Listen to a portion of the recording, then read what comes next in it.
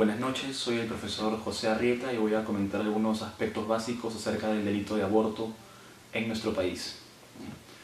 Lo primero que yo creo que hay que tener en cuenta en torno al delito de aborto en el Perú es que, por la forma como está tipificado en nuestro sistema, el consentimiento de la mujer, a diferencia de lo que sucede en otros países, no tiene el efecto de impedir que la conducta termine siendo delictiva, ¿no?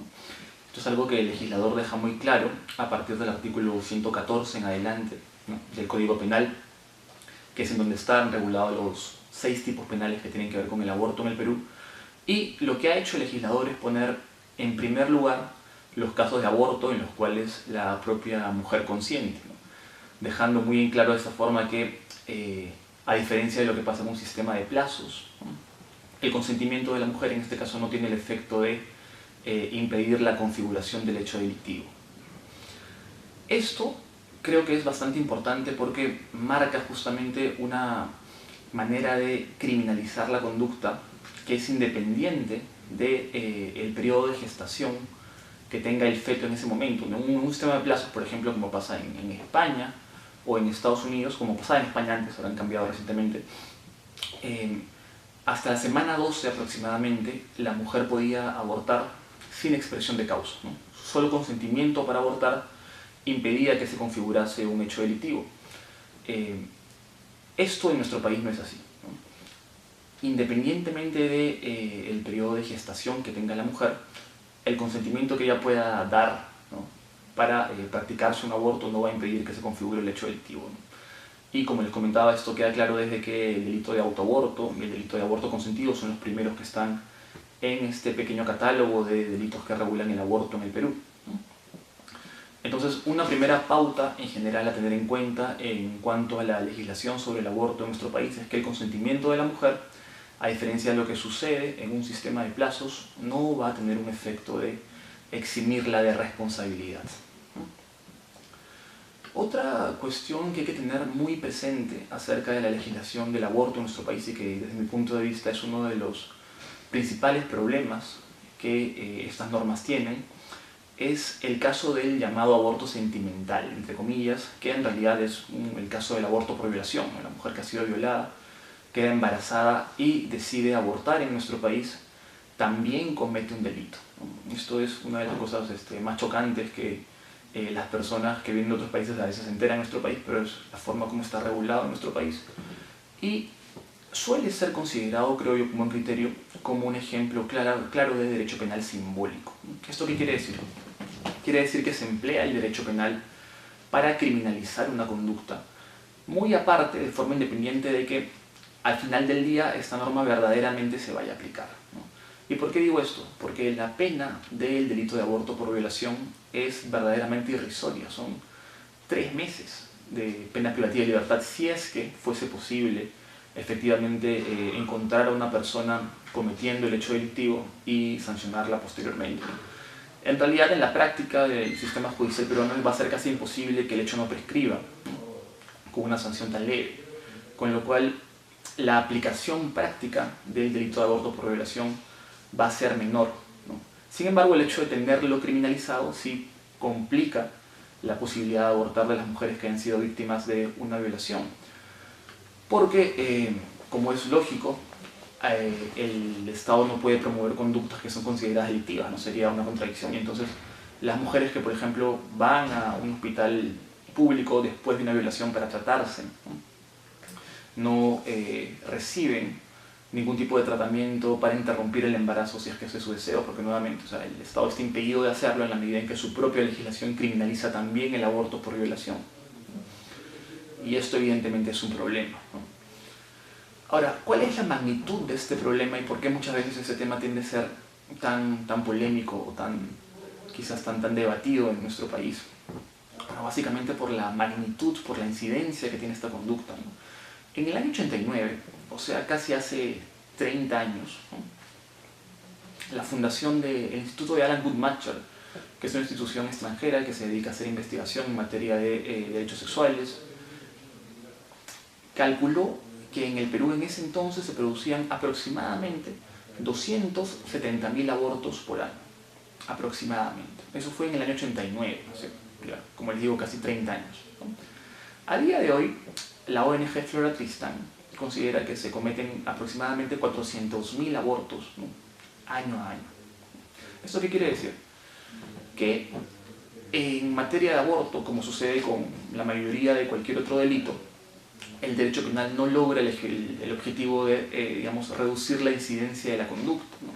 En realidad, la mayoría de estudios criminológicos que existen en países que invierten en este tipo de estudios, como Estados Unidos y Europa, lo que demuestran es que más bien la incidencia del derecho penal, la criminalización de las conductas, en cuanto a reducir la incidencia del hecho delictivo en sí, es más bien baja, generalmente baja, y el aborto no se escapa a esta regla, ¿no? Entonces, la gente va a seguir abortando a pesar, las mujeres van a seguir abortando a pesar de que eso está criminalizado, por supuesto que sí, ¿no? Pero, ya que es donde viene el problema, ¿de qué forma el hecho de que el aborto por violación esté tipificado complica incluso más esta situación, ¿no?, y termina generando una suerte de, o manteniendo una suerte de discriminación en nuestra realidad social? Lo que va a suceder es que se va a abrir, como existe a día de hoy, todo un mercado negro, ¿no?, de prácticas abortivas, ¿no?, que se va a acomodar al bolsillo de cada persona que esté interesada en acceder a él, ¿no? Entonces, si tú eres una chica o eres una mujer que tiene un cierto nivel de recursos, que pertenece a un estrato socioeconómico más o menos elevado, vas a poder tener la posibilidad de abortar en una clínica discretamente, ¿no? Vas a entrar por probablemente un malestar estomacal o alguna dolencia menor, vas a salir en un par de días después de haber ingerido una píldora, y nadie nunca va a registrar que en realidad tú entraste ahí para abortar, que en realidad los médicos sabían que estabas yendo ahí para abortar y te suministraron de forma muy discreta la píldora para conseguir este propósito. Eso si tienes dinero. Pero si no tienes dinero, vas a terminar yendo a abortar estas clínicas que ponen sus anuncios en la calle con el término de retraso menstrual y un teléfono abajo, ¿no?, que en muchos casos, como ya han mostrado distintos reportajes, son lugares en donde no se respetan reglas mínimas de salubridad ni estándares mínimos de salud, ¿no? Entonces, muchos de los abortos que se practican ahí, especialmente cuando ya el embarazo tiene cierto nivel de avance, terminan poniendo en peligro la vida de la propia gestante también, ¿no? Con lo cual, digamos, no solamente no se consigue el objetivo supuesto del Estado, que en principio, según la concepción que ha sido recogida en el Código Penal, sería que la gente no aborte, sino que además se termina poniendo en peligro la vida de las mujeres de forma adicional. Mujeres que en muchos casos además han sido violadas, de las cuales no se les puede exigir ni siquiera desde el punto de vista moral cargar como un feto que en realidad ya en ningún momento desearon tener. Con respecto a las razones por las cuales el delito de aborto está considerado como tal en nuestra legislación, la explicación más probable es, digamos, una concepción del legislador en las situaciones en las cuales una persona podría sentirse inclinada a abortar, una mujer podría sentirse inclinada a abortar, que privilegia de forma absoluta el bien jurídico vida humana dependiente, que es el bien jurídico protegido por intermedio de los delitos de aborto, ¿no? Entonces, en la mentalidad del legislador, en la concepción del legislador del Código Penal del 91, en estas situaciones, en las cuales una mujer de pronto descubre que está embarazada y decide no tener, o quisiera no tener que dar a luz, debe primar únicamente el bien jurídico vida humana dependiente, es decir, el interés de el feto que está en gestación. Esta concepción, que tiende a reducir a su mínima expresión los intereses que están del otro lado y que también existen, que tienen que ver con la mujer y las razones que la mujer puede tener para desear interrumpir su embarazo, que pueden ser muy variadas, ¿no? Lleva pues justamente a cargarla a ella, ¿no?, con el deber de tener a su bebé, de tener a su hijo, básicamente en todas las circunstancias, ¿no?, con la única excepción del aborto terapéutico, que es a día de hoy la única eximente de responsabilidad, causa de justificación se llama en doctrina, que le permiten a un médico en una situación límite en la cual tiene que optar por salvar ya sea la vida del feto o la vida de la madre, ¿no?, si es que la madre además le da su consentimiento, ¿no?, puede optar entonces en ese caso por salvar la vida de la madre, y interrumpir el embarazo si es que es la única forma de salvarle la vida o impedir un daño grave y permanente para su salud.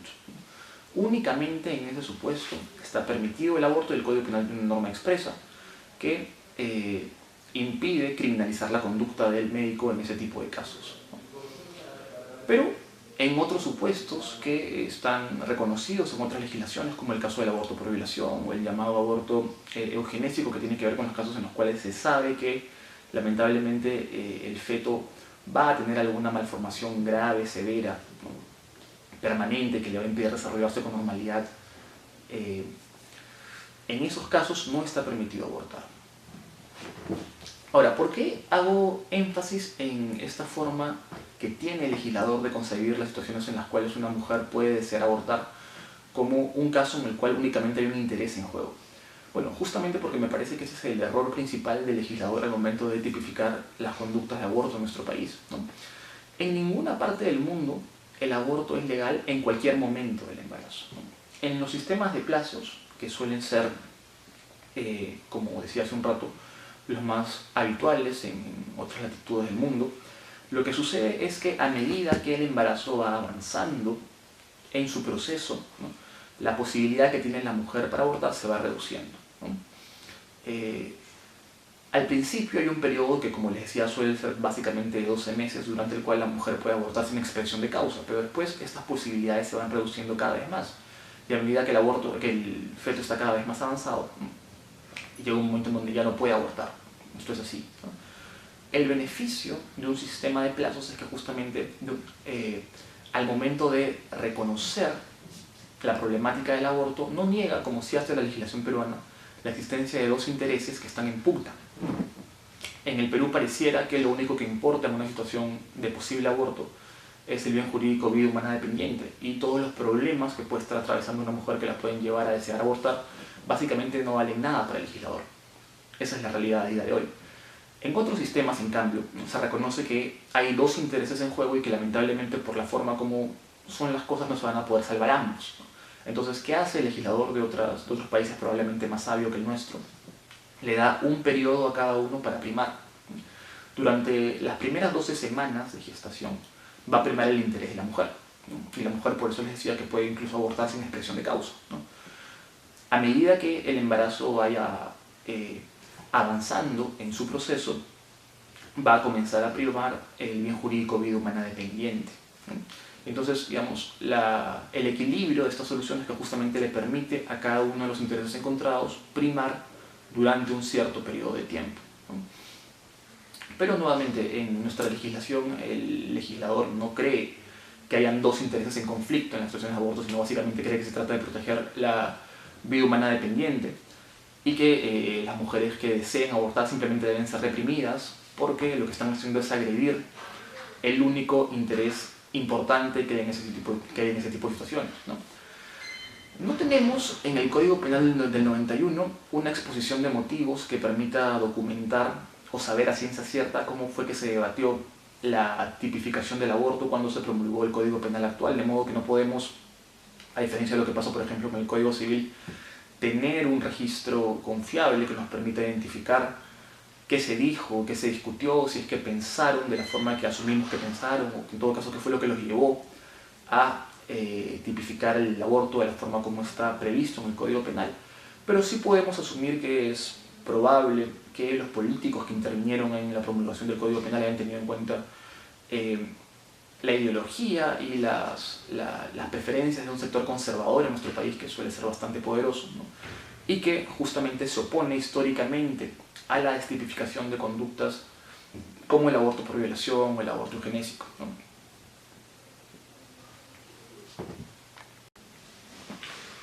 Una de las particularidades de nuestra legislación en materia de aborto es el llamado aborto preterintencional, que está regulado en el artículo 118 del Código Penal. Yo considero que esta es una de las figuras posiblemente peor redactadas de todo el código, ¿no?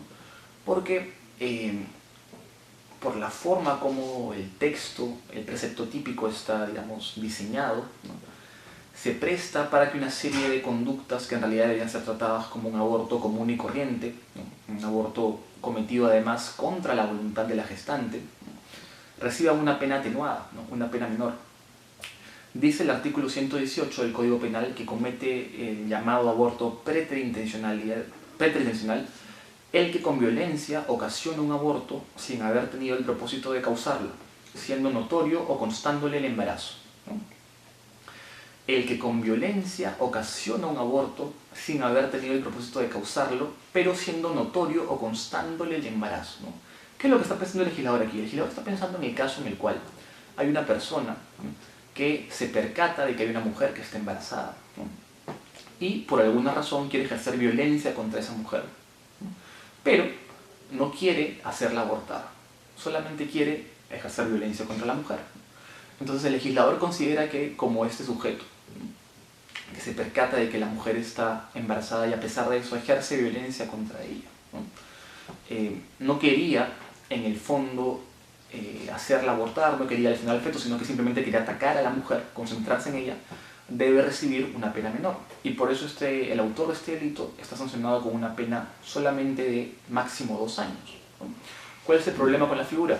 El problema con la figura es que el propio tipo penal está diciendo que el autor de esta conducta tiene que ser una persona que actúe con violencia y que además se percata de que la víctima está embarazada, ¿no?